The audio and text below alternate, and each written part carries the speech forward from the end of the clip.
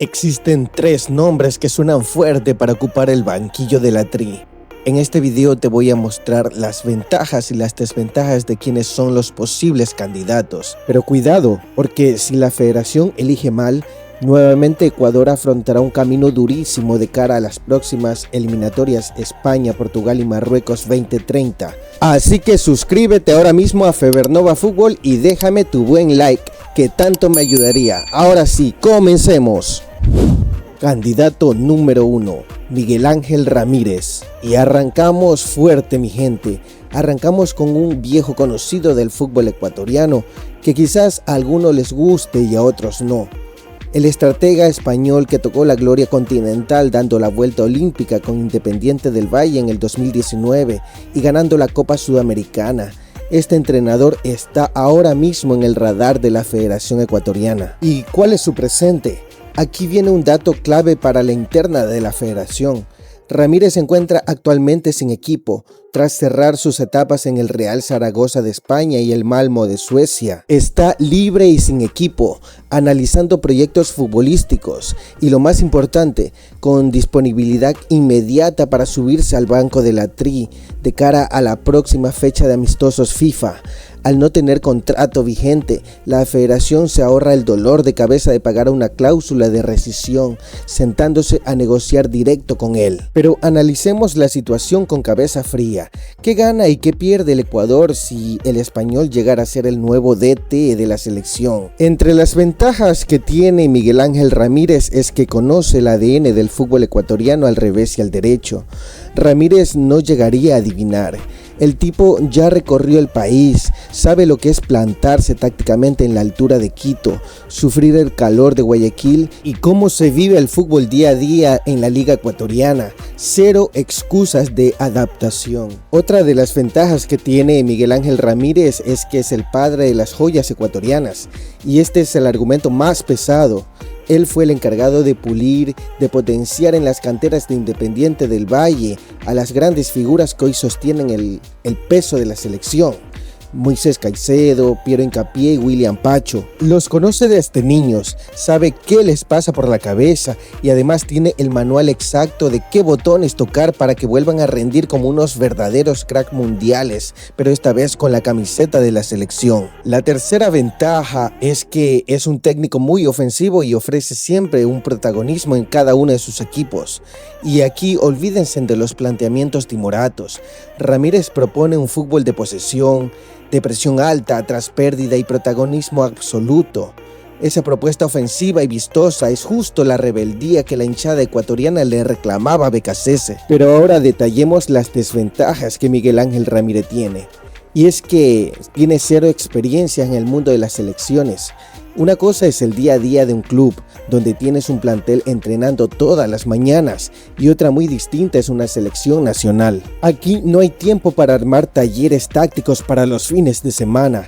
Tienes a los jugadores por 3 días en fecha FIFA y te juegas esos 6 puntos en los 2 partidos que tienes que jugar. Ramírez jamás ha dirigido a una selección absoluta, y la Tri hoy necesita oficio inmediato, no experimentos. Y la otra desventaja que el técnico podría tener es ese famoso fantasma de la palanca. Y aquí sí hay que tomar con pinzas las cosas porque se armaría una polémica que encendería todas las redes sociales. Al ser un hombre tan ligado históricamente a Independiente del Valle, las hinchadas de los demás clubes grandes del país van a saltar de inmediato al primer partido perdido. Se reactivaría con fuerza ese eterno debate de que si en la Tri se maneja por conveniencia o si se convoca por puro nombre e intereses, trayendo de vuelta la sombra de la palanca de las convocatorias, una presión mediática tremenda con la que tendría que lidiar Ramírez desde el primer minuto. Candidato número 2, el ingeniero Manuel Pellegrini. Hablar de Pellegrini ya es hablar con palabras mayores, por decirlo así, y es que Pellegrini es jerarquía internacional pura, de esa que te exige acomodarte bien en la silla porque estamos hablando de un técnico con mucha jerarquía. Y es que el estratega chileno es ampliamente conocido por tener un currículum que impone respeto, ya que ha liderado proyectos gigantescos como el del Real Madrid, aunque para ser sinceros, en el cuadro merengue no le fue tan bien.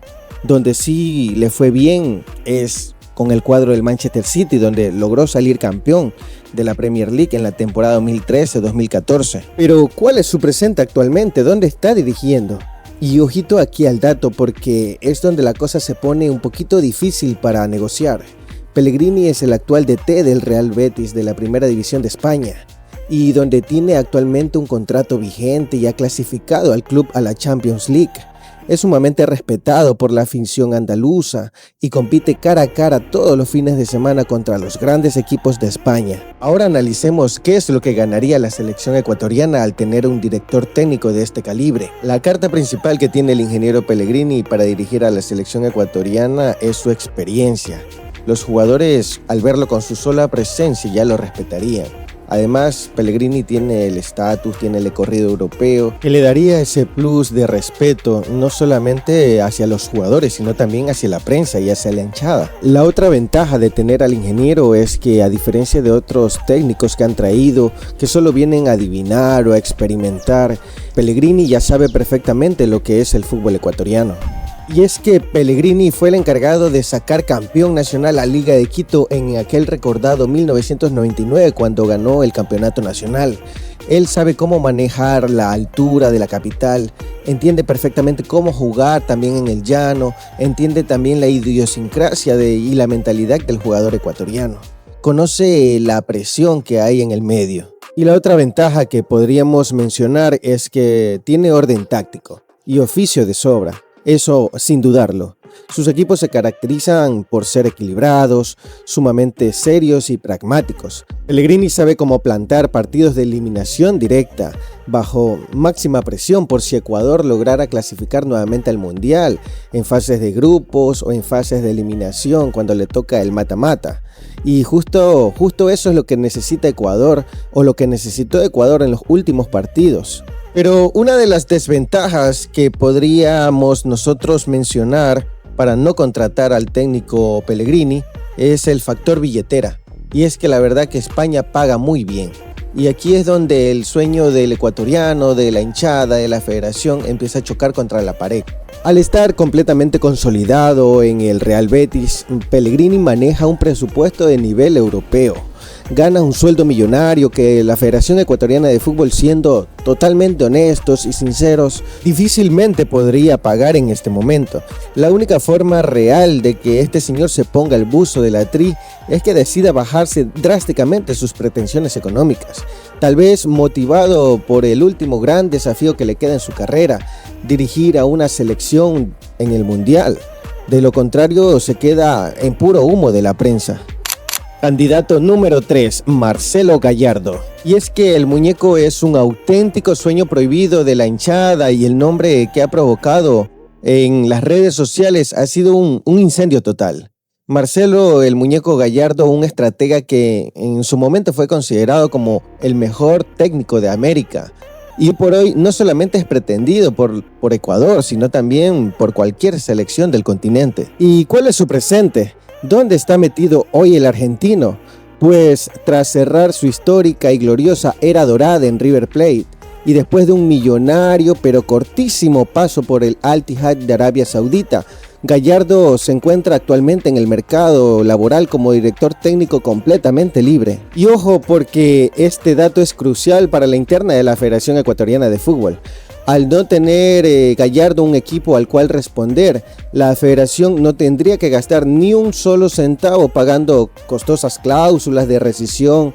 El camino está totalmente libre para ponerse a negociar directamente con Marcelo Gallardo. Pero ¿cuáles serían las ventajas de tener al muñeco de director técnico de la selección ecuatoriana?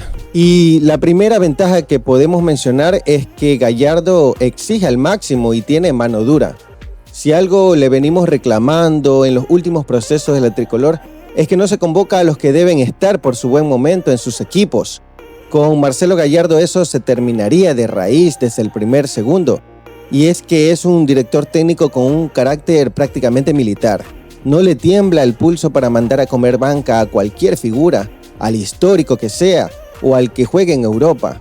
si no corre, si no presiona o no suda la camiseta, prácticamente tiene que quedarse en el banquillo. Otra de las cosas o de las desventajas que podríamos nosotros mencionar es que inyecta mentalidad competitiva a cada uno de sus equipos donde ha dirigido. Gallardo es un ganador nato. En torneos cortos o de eliminación directa, él sabe cómo proyectar ese chip de rebeldía. Él sabe cómo proyectar también esa agresividad, ese carácter o esa intensidad física en cada uno de sus equipos. Ese temperamento fuerte es exactamente lo que a Ecuador le faltó en los últimos partidos de la Copa del Mundo. Pero una de las desventajas que podríamos mencionar, si bien es cierto, es que en el cuadro millonario le fue bien en su primer ciclo. Pero en el segundo ciclo prácticamente la magia se agotó, no funcionó, no logró introducir esa mentalidad arrolladora.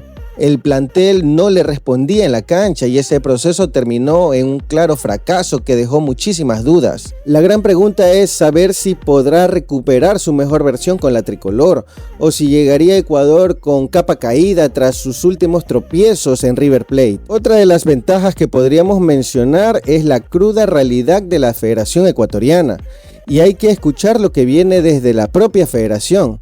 Y es que el presidente de la federación, Francisco Egas, ya salió a poner paños fríos ante la prensa aclarando que actualmente, a pesar de los rumores, no existen negociaciones activas con el argentino. Y es lógico, porque aunque esté libre, el salario básico que exige el cuerpo técnico de Gallardo sigue siendo de nivel élite mundial. Una cifra astronómica que la Federación Ecuatoriana de Fútbol difícilmente podría pagarle. Pero me gustaría saber tu opinión. ¿A quién le darías tú la oportunidad de ser el nuevo DT de Ecuador? Déjamelo aquí abajo en los comentarios. Y si quieres estar enterado antes que nadie de quién será el nuevo dueño del banquillo de la tricolor, por favor te pido que te suscribas ahora mismo a Febernova Fútbol. Revienta ese botón de likes y forma parte de la comunidad. Nos vemos en el próximo análisis.